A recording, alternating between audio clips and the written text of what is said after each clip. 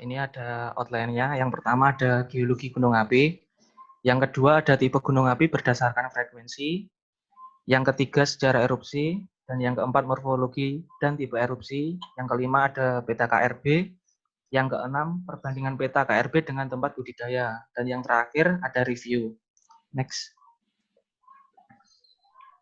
Nah, next Pak.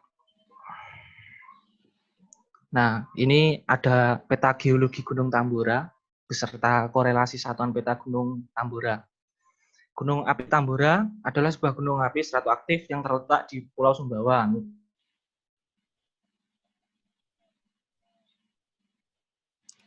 Tapi sebelumnya di tahun 1815 itu ketinggiannya mencapai 4.300. Jadi sebelum erupsi Tambora yang paling besar. Nah, tapi setelah kan erupsi yang paling besar itu kan tahun 1815. Jadi dia itu kayak terkikis gitu puncaknya. Jadi ketinggiannya itu 2.851. Dan yang mendasari dari cikal bakal Gunung Tambora dan tubuhnya ini ada batuan sedimen ya. Itu ada batu gamping yang menjadi basement dari Gunung Api Tambora itu sendiri. Next, Pak. Oke. Next. Yoi, Pak. Berdasarkan frekuensinya, Gunung Tambora tergolong dalam tipe A karena gunung tersebut meletus setelah tahun 1600. Gunung api ini bentuknya stratus dengan kaldera dengan tipe letusan Plinian, yaitu yang paling dahsyat. Jadi kayak eksplosif yang paling besar gitu. Oke, Pak, bisa dimainkan saja.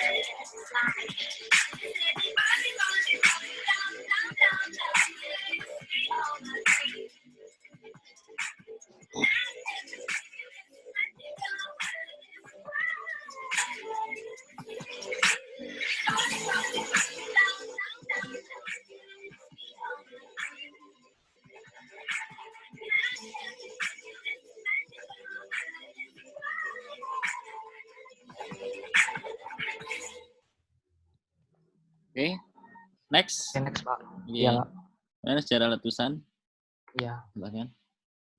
Nah, ini kegiatan Gunung Api Tambora yang tercatat dalam sejarah, yakni sejak tahun 1812 hingga tahun 1913.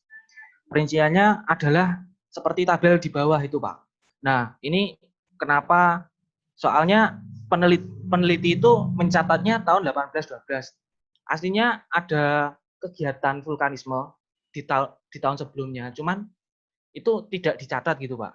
Nah, jadi awal erupsi yang tercatat itu pertama di tahun 1812, yaitu asap tebal dari bagian kawahnya. Itu menurut Zollinger 1855. Terus erupsi yang terbesar adalah di tahun 1815. Yang pertama yaitu tanggal 5 April, yaitu terjadi suara gemuruh terdengar sampai Ternate dan Jakarta.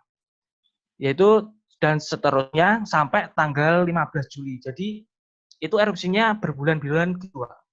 Dan dilanjutkan erupsi lagi sekitar pada tahun 1819 dan 1847 sampai 1913 dan 1913 sampai sekarang. Aktivitas vulkanisme gunung berapi ini memuncak pada letusannya bulan April itu, Pak, yang mencapai skala 7 VEI. Letusan tersebut menjadi letusan vulkanis terbesar sejak letusan Taupo pada tahun 181. Suara letusan tercatat terdengar hingga Pulau Sumatera. Lebih dari 2000 km ke barat, hujan abu vulkanis terjadi di Kalimantan, Sulawesi, Jawa, dan Maluku. Letusan tersebut menelan korban jiwa sedikitnya 71.000 dengan 11.000 sampai 12.000 diantaranya merupakan korban langsung dari letusan. Next, Pak. Nah, ini diteruskan oleh Mas Fawaid Nofrada. Monggo silahkan, Mas. Waktunya tinggal 8 menit ya untuk Zoom-nya. Silahkan dipercepat aja. Poin-poin penting aja. Halo, dengarkan. Saya Fawaid Nofrada, nomor mahasiswa 4112190012. Saya di sini akan mengajarkan presentasinya. Untuk mempercepat aja, morfologi Gunung Tambora itu sendiri didasarkan atas perbedaannya dibagi menjadi 3 dari morfografi, motofagenesis, dan morfokronologi. Yang pertama yaitu morfologi vulkanik tua. Terdapat di sekitar Gunung Lambu dengan tingkat erosi sedang sampai dengan kuat, batuan pembentuk berupa lava dan endapan aliran piroklastik yang sudah mengalami pelapukan tingkat lanjut. Yang kedua, morfologi perbukitan sedimen. Terdapat di sebelah utara Gunung Tambora, dijadikan dengan pola aliran sungai relatif paralel dengan tingkat erosi sedang sampai dengan kuat. Batuan penutupnya berupa batu gamping. Sedangkan yang ketiga yaitu morfologi Tambora, menempati bagian tengah daerah peneliti, memperlihatkan berupa bentuk kerucut terpuncuk. Pada bagian puncaknya terdapat kaldera berdiameter 6 kali 7 km dengan tinggi kalderanya sendiri sekitar 900 sampai dengan 960 meter. Dan dasar kaldera merupakan daerah datar yang terkadang digenangi air dan di bagian selatan tenggaranya terdapat kerucut kecil doroapitoi.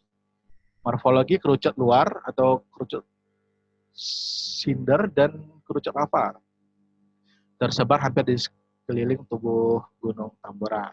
Umumnya berdimensi kecil, berstruktur kawah di bagian puncaknya dengan tingkat erosi sedang sampai dengan rendah.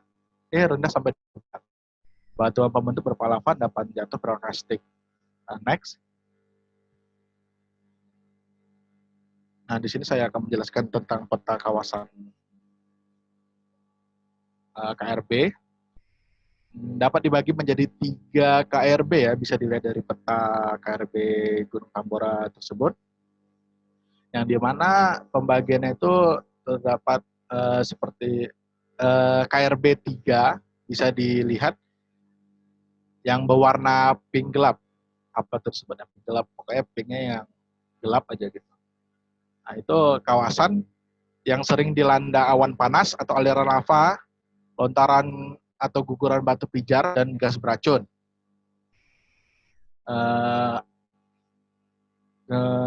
Kawasan ini hanya diperuntukkan bagi gunung api yang sangat giat atau sering meletus dan yang paling dekat dengan sumbernya. Dan bagian ini ditentuin dari jarak 3 km dari sumbernya, radiusnya. Sedangkan yang kedua itu KRB 2, yaitu warna pink muda ini. Yang pink muda ini berasa kawasan yang berpotensi terlanda awan panas, aliran lava, dan lontaran atau guguran batu pijar, atau huban abu lebat, hujan lumpur, aliran lahar, dan gas beracun. Nah, KRB 2 ini jaraknya dari titik pusat yaitu sekitar 5 km. Sedangkan yang ketiga yaitu KRB 1.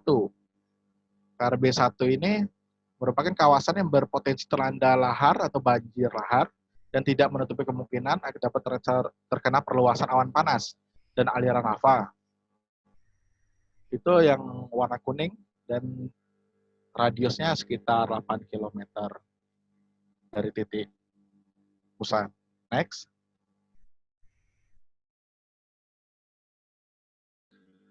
Next. Nah, di sini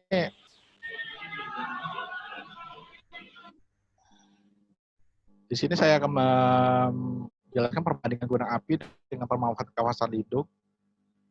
Di sebelah kiri itu merupakan peta ya. Bagiannya itu bisa dilihat dari warna. Kalau yang pink itu sebagai kawasan konservasi. Kalau yang hijau itu kawasan hutan lindung. Kalau yang kuning burem itu hutan produksi tetap. Kalau hutan yang warna kuning cerah atas. Nah, Gunung Tambora menjadi beberapa kawasan ini dan yang sebelah kanannya itu merupakan tadi peta penyebaran KRB ya. Nah, next.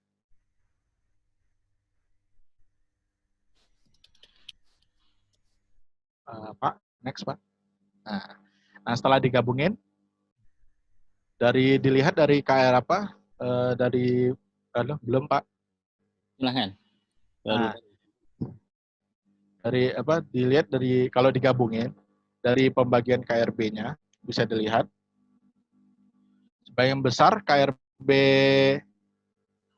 1 dan 2 termasuk dalam kawasan konservasi yang ditetapkan sebagai Taman Nasional Gunung Tambora, dan kurang lebih sekitar 5% merupakan hutan produksi tetap atau HPT yang berada di sebelah barat Laut Gunung Tambora yang masuk dalam zona KRB 1.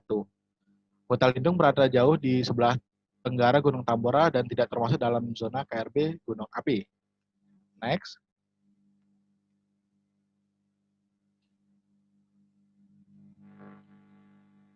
Next. Jadi dari yang tadi, review pembangunan KRB dengan kawasan lindungnya itu merupakan, bisa dilihat ada 2. Jadi review yang tadi menurut perbandingan zona KRB dengan pemanfaatan kawasan lindung di Gunung Tambora, dan sekitar sudah sangat tepat yang dikatakan pada zona KRB 1, 2, dan 3 sebagainya besar merupakan wilayah digunakan untuk kawasan konservasi di mana hanya untuk kawasan lindung.